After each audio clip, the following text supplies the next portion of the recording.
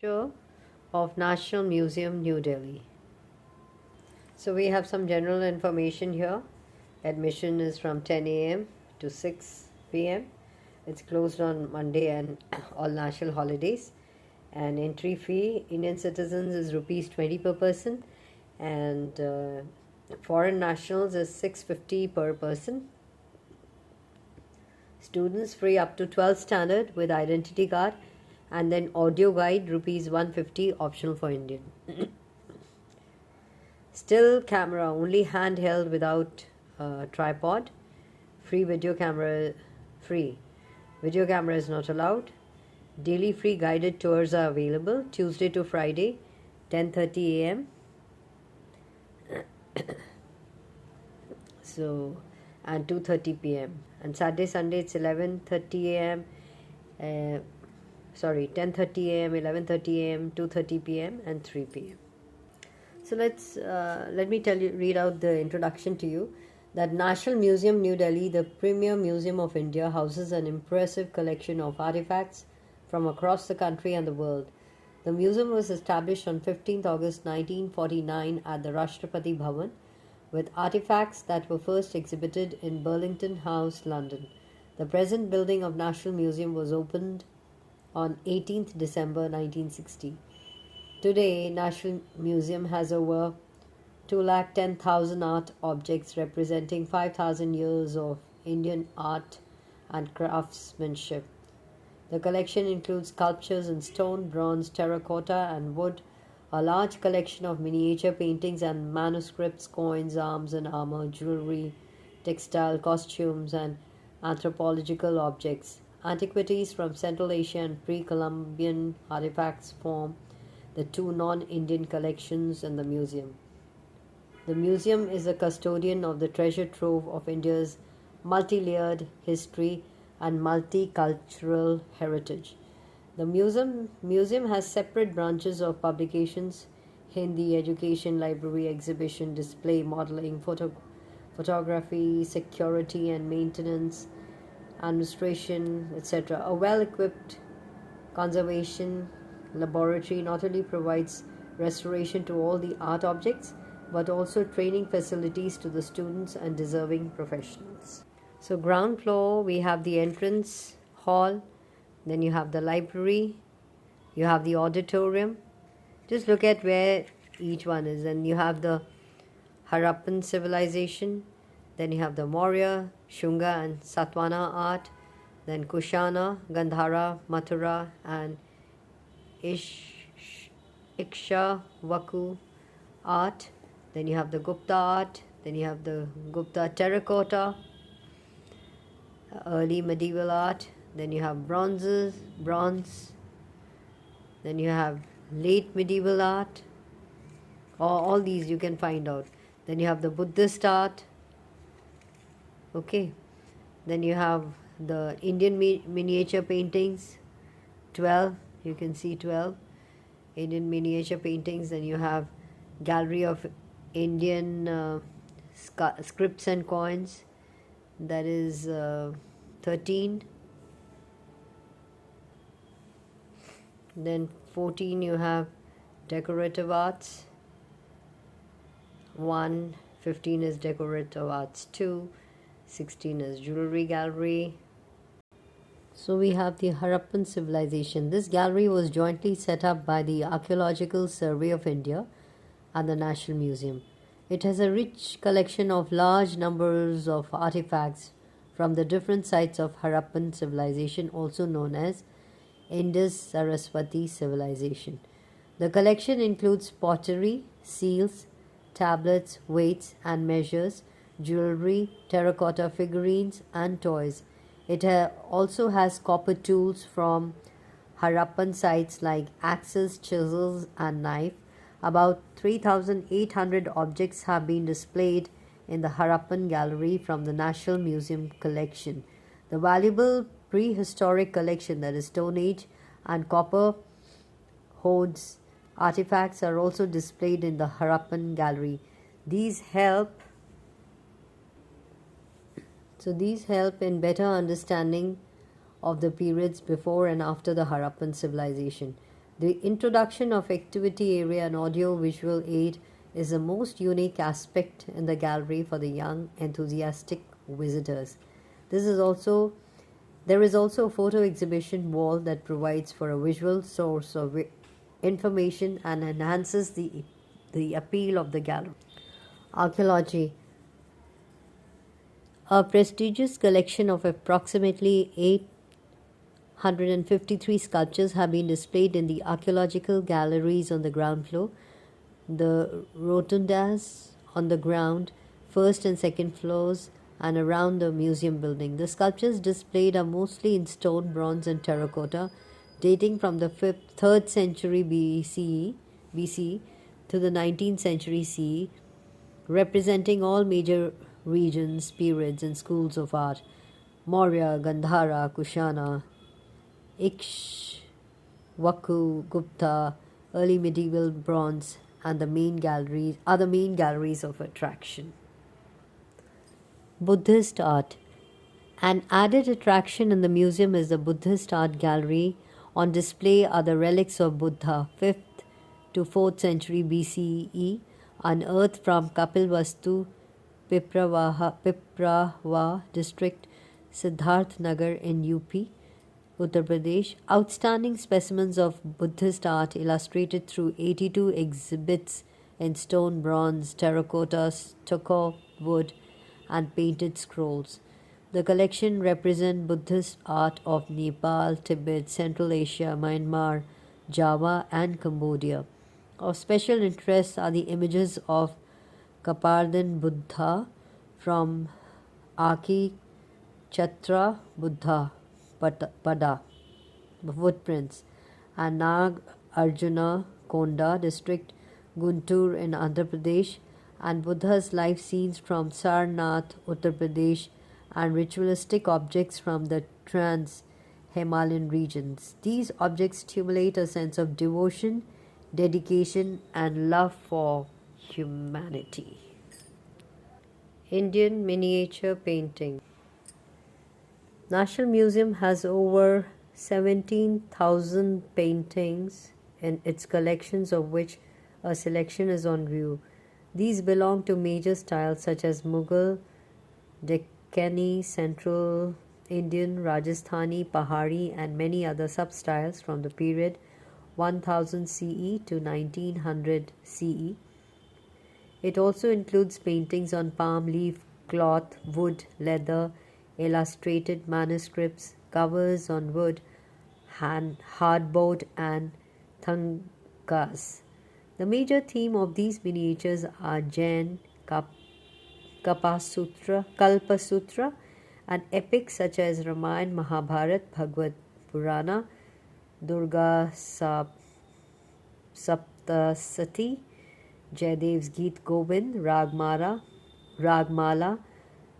Baramasa, and Panchatantra. A few Indo-Islamic manuscripts such as Shahnama and Babarnama are also noteworthy. The portraits of medieval kings, rulers, and saints are also part of this large heritage. The gallery displays selected 352 exhibits for public view.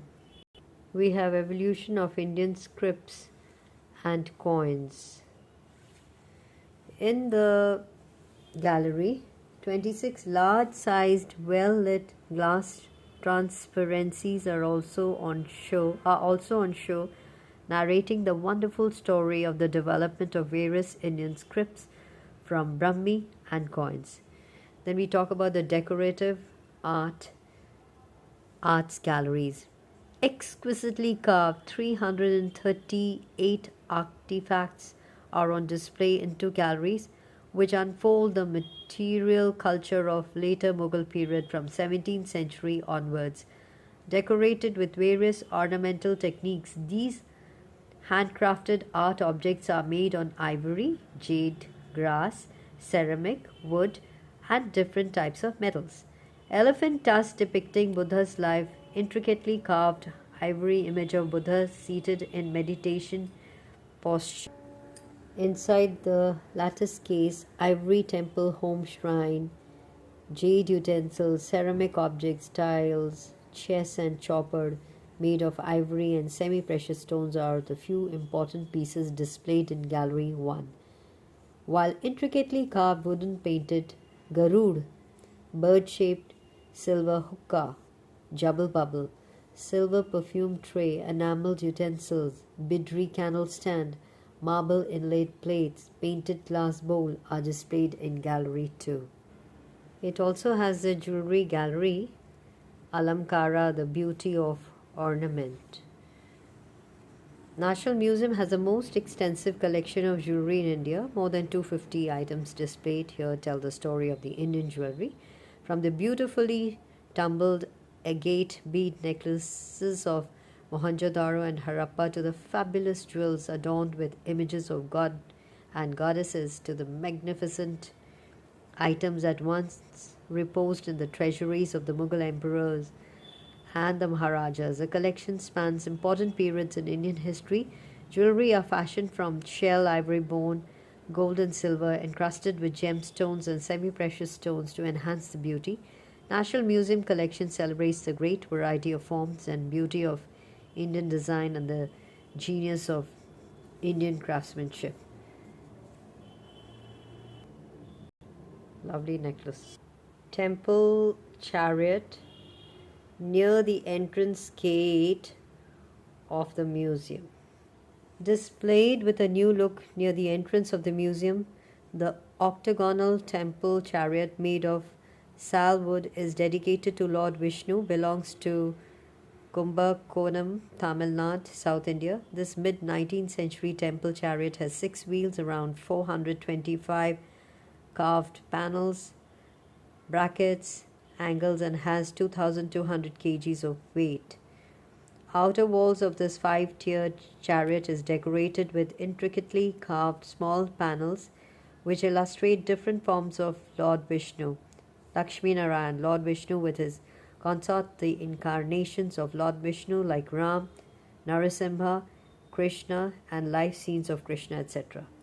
Central Asian antiquities. There we are. Amongst the non-Indian collections, the Central Asian art collection is a significant one as it is a validation of the rich blend of histories and culture along the Silk routes. It has some of the most outstanding wall paintings, painted silk banners, sculptures in wood, stucco, and terracotta coins, porcelain and pottery objects, leather, grass, and fiber, precious items of gold and silver, religious and secular documents. The collection was excavated, explored, and collected by Sir Aurel Steen, the foremost amongst the archaeological explorers of the early 20th century, during 3 major expeditions carried out by him in 1900, 1901, 1906 to 1908, and 1913 to 1916. This gallery includes 600 choicest exhibits. Coins. The collection of coins in the National Museum is remarkable for its variety, rarity, and antiquity. The entire history of Indian coinage, starting from about 6th century BCE to the beginning of the 21st century CE, is well represented here, along with dioramas depicting various techniques of coin production. It has examples of bent bar, punch mark coins, to coins from British India and post-independence period. A study of these currencies reveal how the Indian currency system developed from cowries to the credit cards. These coins are rich and an authentic source of information on various aspects of ancient, medieval and modern Indian history. So we have the Tanjore and the Mysore painting gallery. This gallery presents the 2 famous schools of South India, Tanjore and Mysore paintings. Important themes such as Indian mythology, stories from epics, and of various gods and goddesses are represented in this gallery. The technique of making a Tanjore painting is also displayed with the help of 7 illustrations. Manuscripts under renovation. National Museum has nearly 14,000 manuscripts in various languages and scripts covering a large number of subjects and representing various schools and provinces, of which about 1,000 are illustrated. The non illustrated manuscripts are calligraphic. Many of the illustrations and texts are rendered using real gold foil. These manuscripts are also the source for critical studies in arts and other related subjects. Covering a period of about 1400 years, broadly from the 7th century to the 20th century CE, the National Museum manuscripts are executed on a myriad of materials such as parchment, birch bark, palm leaf, paper, cloth, wood, and metals. Besides the classical Sanskrit or sacred dialects like Pali, Prakrit, and trans-border languages like Persian, Arabic, Chinese, Burmese, or Tibetan. So we also have audio guides, walk around highlight objects. Then you have the cloakroom, you have National Museum shop, you have canteen, the cafe, and also people with disabilities. You can get a wheelchair at the reception, and directions to lift, and toilets are on at all floors. And really, it's a must visit if you're in Delhi. Here, River Ganga is depicted on in this in the terracota. Well, this is the second floor.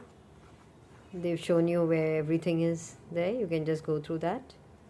So you have the textile and costumes gallery, which is under renovation. And we also have the pre-Columbian and Western arts, which is under renovation. The pre-Columbian collection is representative particularly of the indigenous cultures of Mexico, Central America, and the western coastal and mountain regions of Peru. The rich repository of pre-Columbian art housed in the National Museum was donated by the Nasli Hiramanik and his wife in memory of his father, Mukaresha Hiramanik. The collection consists of 536 art objects which Hiramanik had collected with great care and zeal from art markets and other sources over a long period of 30 years. Wood carving. The earliest piece of wood carving collection is a beautifully carved and inscribed door and pillar of 13th century, which belongs to the Sun Temple of Katarmal district, Almora, Uttarakhand, are on display in the late medieval gallery, ground floor.